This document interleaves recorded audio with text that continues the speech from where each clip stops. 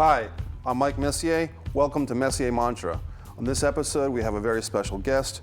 She's a good friend of mine. She's an actress, and her name is LaNecia Edmonds. Hi, LaNecia. Hi, Mike. Good to see you. We've worked together a bunch of times. Yes. Both in acting classes and a couple of short films we're going to share today on the Messier Mantra. And we have our first short film. It was actually a web series episode. Yes. Part of the In the Bedroom web series, produced by Angelwood Pictures and our good friend Seth Chitwood. Mm-hmm. And Seth gave us an opportunity to create In the Bedroom web series episode, Marriage is Bliss. So we're going to check that out in just a minute. Is there anything you want to say before we check it out? Just that it was a really, really great project to work on, and I loved everyone there. Everyone is very supportive, and especially my my co-star, Jose Guns Alves. He's awesome as well. Yeah, Jose Guns Alves, who was Guns. Jose was on the guest too. He's on the second and third episode of Messier Mantra. So let's check it out right now. So let's check out the Marriage is Bliss episode of In the Bedroom web series right here on Messier Mantra.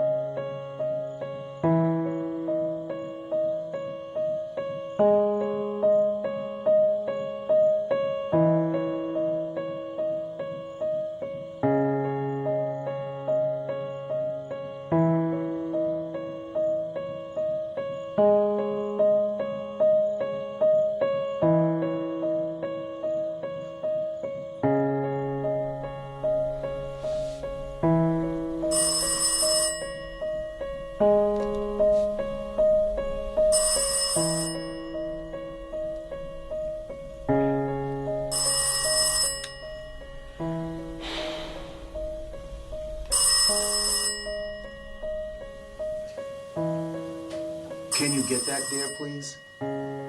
Would you? Find.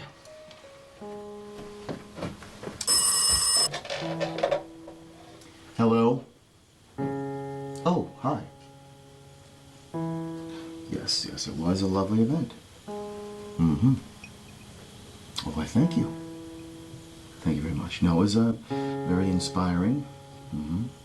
I thought he had a lot of content that he went over, but there was also a lot of emotion as well. Very inspiring, yes. Thank you. Oh, well, thank you very much. Thank you, and the same to you. Okay. Now I think we're gonna stay in this evening. Yeah. Okay. All right, bye.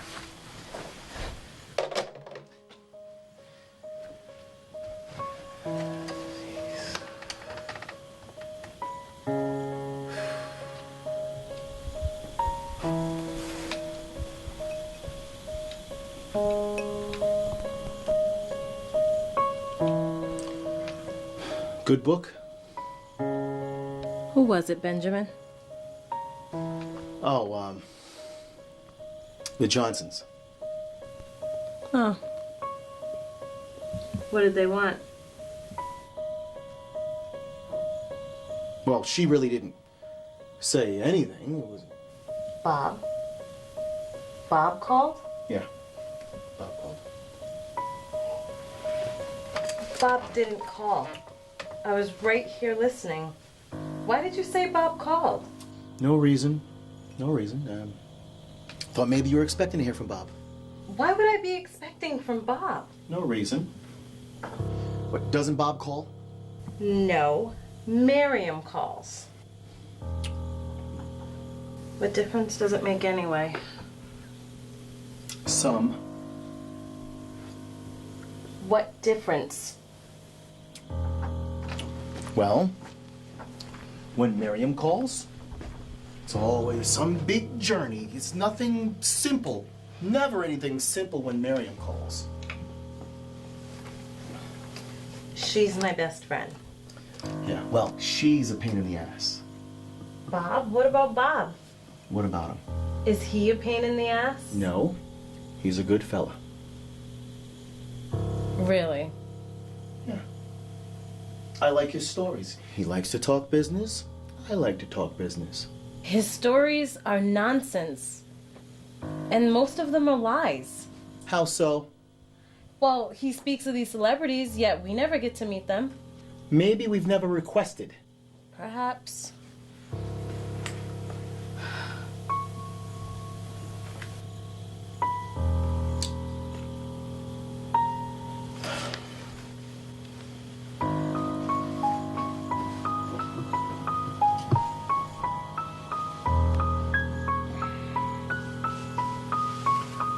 So, what do you think we should do? Should we,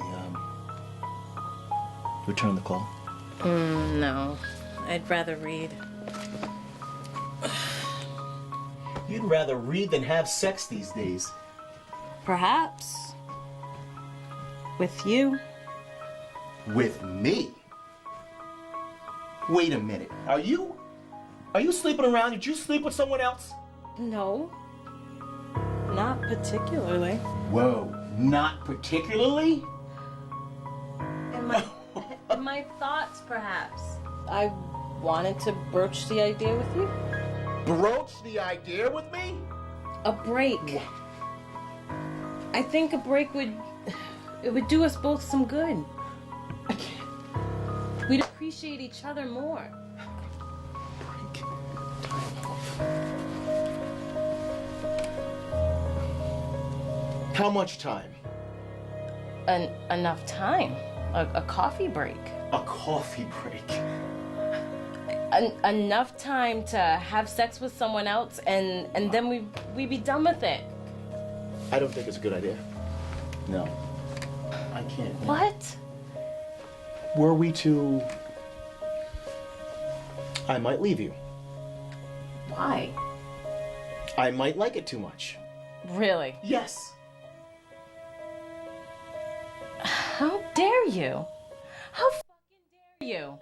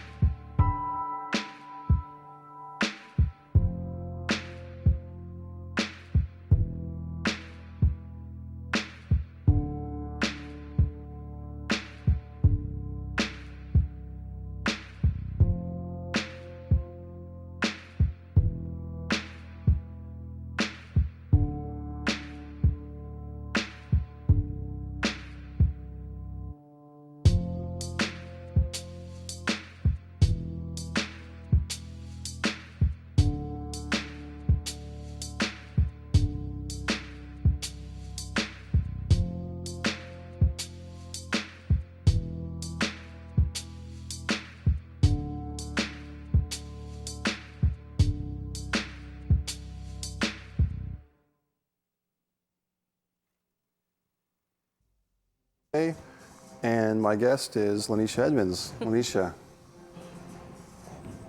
very triumphantly we return to the Messier Mantra to speak about the In the Bedroom web series we just watched. And it was great to work with you on that piece. As an actor, do you prefer actor or actress? Well, I saw something online, and I'm not sure if Whoopi Goldberg said it or not, but it was an actor that said it. And they said, if you say actress, then you're limiting yourself to only playing female roles. Okay. If you say actor, then you're open to all of the roles.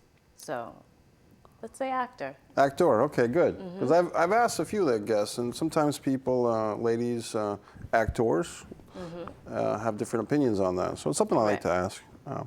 Now, the In the Bedroom web series, I really like that opportunity to work with yourself, Jose Guns Alves, and I was just looking at the credits, and I was like, wow, a lot of people did a lot of work on this. Yes. You know, and we were able to come in on the day of the shoot, and it was all kind of set up for us. Right, right. There was so many details within the background of the bedroom, the apartment itself. All those finite details took a lot of work and a lot of effort on many people's behalf. So it's very much appreciated. And it also helps you to get in character, to remember exactly what day and age you are supposed to be in. So The set design by Mary, and I feel bad I can't get her name dead on, but Mary Horonacek, I think. We saw her name in the credits. She did the set design with the Macintosh computer. Yes. Like, I think that's an Apple II. And then all the details, the Bruce Springsteen poster with the actual ticket stub. Right. She put that together. It was either her album or the neighbor, or like her real life neighbor's album had like that ticket stub or one or the other, and she put it in the frame, and then the Flashdance poster I actually requested. Right. And with the ballet shoes, that was a nice touch. yeah, and she just really delivered the goods on this whole deal. Sure did. Yeah. Looked great. Now, as an actor walking into that set, did that help you kind of really transform into character? It helped me to remember, okay, this is who you are now. This is it. Like before, when I try to get into character, what I like to do is, from reading the script and coming up with either the backstory or asking you, the writer, how do you see this character? I then like to meditate on it to try and get the feel of who this character is, so that when I do go on set, I can admire the pieces and go, oh yes, that's right, I almost forgot about that tiny detail. Make sure to remember that or incorporate it in your character as to how you think the character may behave or be portrayed. So. Yeah, that's great, and really a pleasure working with you. And the interesting thing is we were throwing, as always is, we're throwing a couple of curveballs. We actually, your co-star Jose kind of came in after the initial casting, and he, I thought like Jose was the guy I went to right away when I thought of a couple that could really pull this off. And right. Had you worked with Jose before this piece or not? Yes. Okay. I've worked with Jose on a few pieces. One was the films for, it skips my mind right now, but when they put all the films together and judge them and then they show them. 48 Hour Yes, Festival? the 48 Hour Film Project, yeah. Right. I worked with Jose then. I believe that was the first time. Right. And then after that, I worked with Jose where he played my father, which is funny, in a movie called The Dinner. Okay. And then after that, I believe it was Marriage is Bliss. Right. Right. So that's good as actors to, I would think, almost like a repertory company of stage where you start working with each other, you vibe off of each other. Right, and then you know how the other actor works, so you kind of have a little bit more freedom, like if there was a slap scene in there, or if I felt like my character would have done something, I know Jose would have went along with it and stayed in character. Right. Because we just are comfortable with each other, and he knows that I wouldn't, outright hurt him in any way, so. How did you start acting? Well, I started acting because it was an urge. So what I did was I graduated and went to college. And then I told my mother, yes, I'm going to do theater. This is my dream. And she simply replied, no, you're not going to make any money doing that. Right. Please pick something else. So the next thing I thought of was, well, what else do I like besides acting, which just happens to be germs. So I went in, I studied microbiology, but then, you know, once I finished and got established in the career, you know, you just still feel unfulfilled. Right. So after that, that's when I started to pursue acting, and that's actually when I started out in your class. Yeah. Yeah. It's great to have you in core acting that we did at our friend's venue, Anthony Deming's, the Brooklyn Coffee and Tea House, which is in Providence. And yeah, you were great from the get-go. I was like, this, I think you were in the first class, actually. You probably were in the first class right there, because those first couple of classes had a really great group of people. And I think you were right there from the get-go, from my memory. You know, and that was a lot of fun, too, because then you get to network, and then you get to meet other actors, and then, you know, when you take more classes and you're able to network a little bit more, your circle gets bigger. Right. So then, you know, you can start to feed off of each other and go, well, this role doesn't work out for me, but hey, I'm going to email this to you because this fits your demographic, or I think you'd be really great in this. So.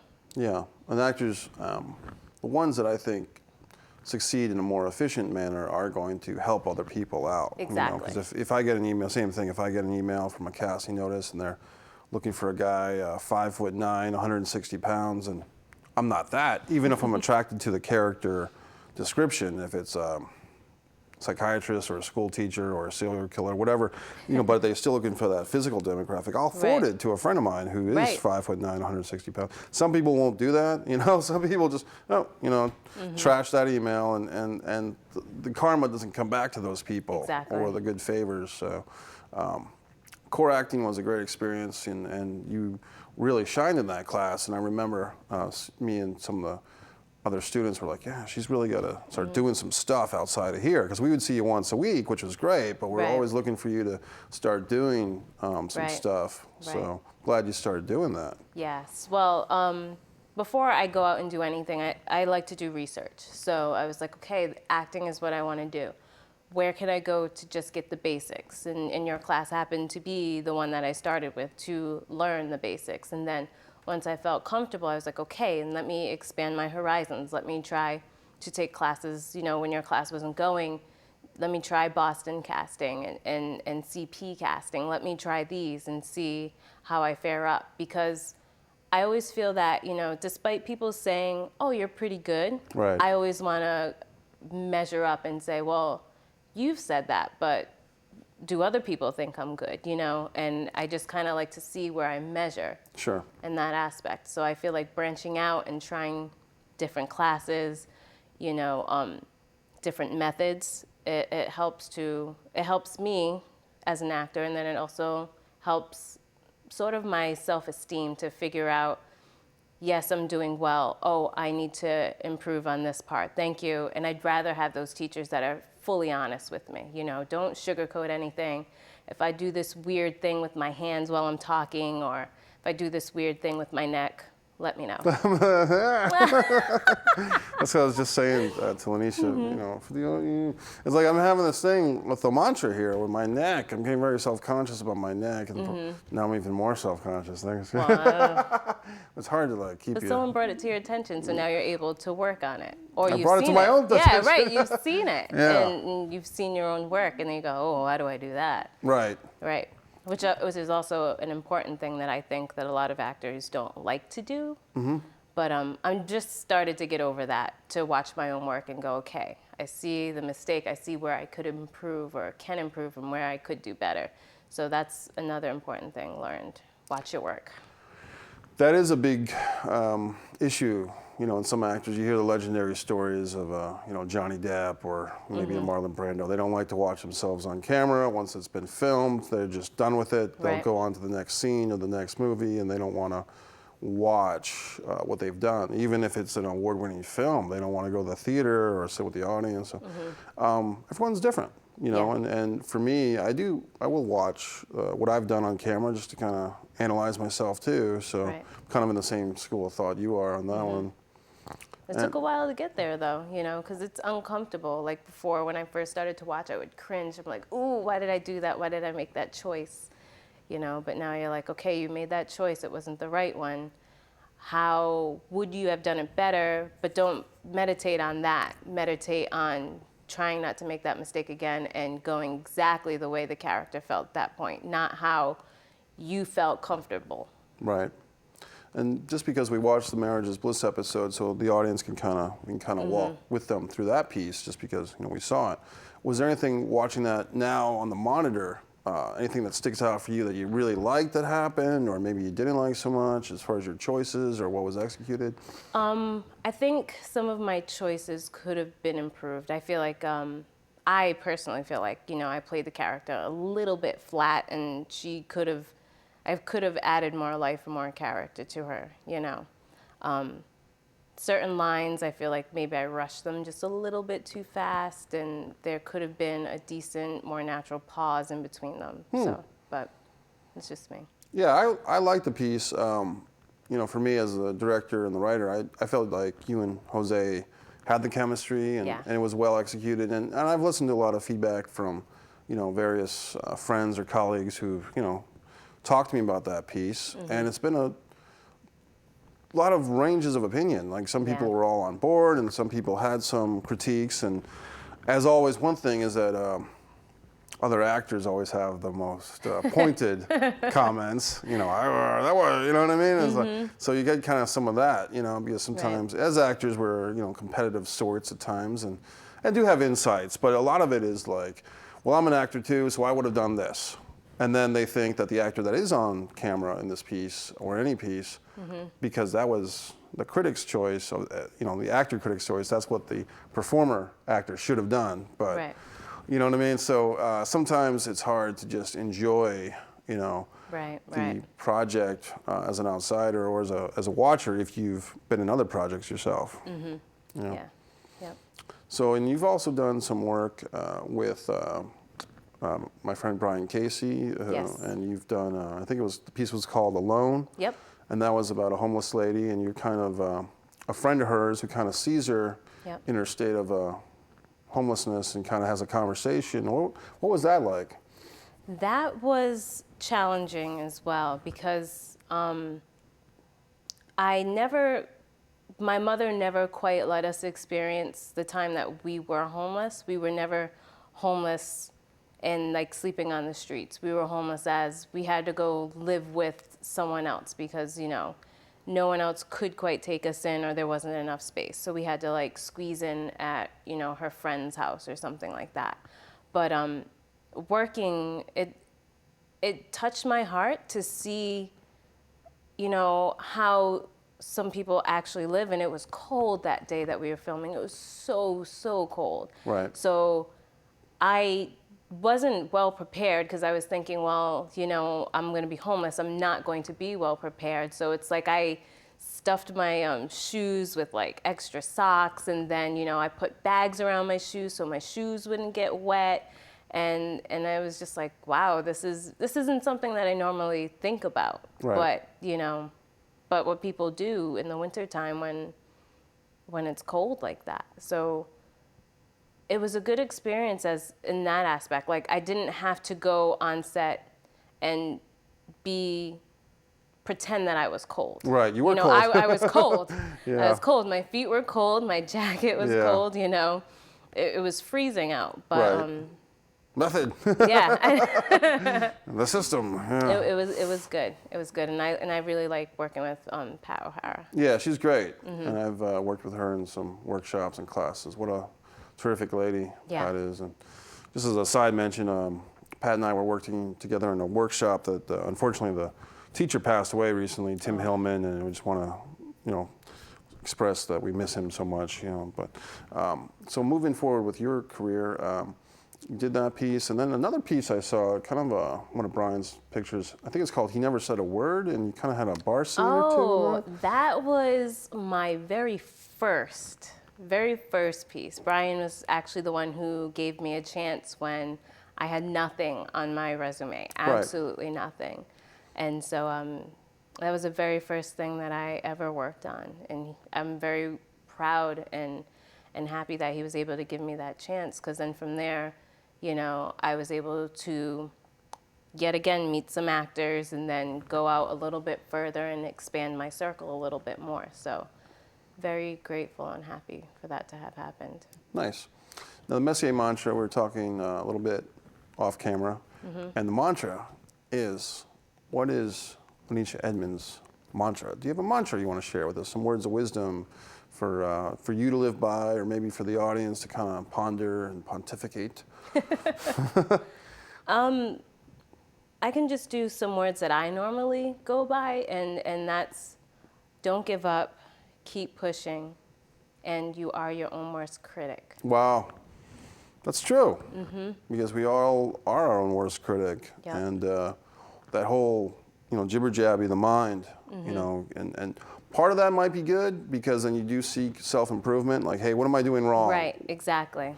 Whether it's your acting or your, you know, 9-to-5 job, or That's your, hopefully, if you're able to learn. A lot of people aren't able to learn from these things and just think and take it in negatively. But if you take it in and think about it and reflect and go, okay, how can I make that better? How can I improve? You know, always trying to achieve the next step or the next goal, then I think you'll be fine. Keep great. going. And what's next for LaNecia Edmonds in your acting career? Well, I'm not quite sure because I am currently pregnant, so I'm not sure. I know. I'm not sure exactly what's How did out this there. happen? Well, when a mommy and a daddy, no.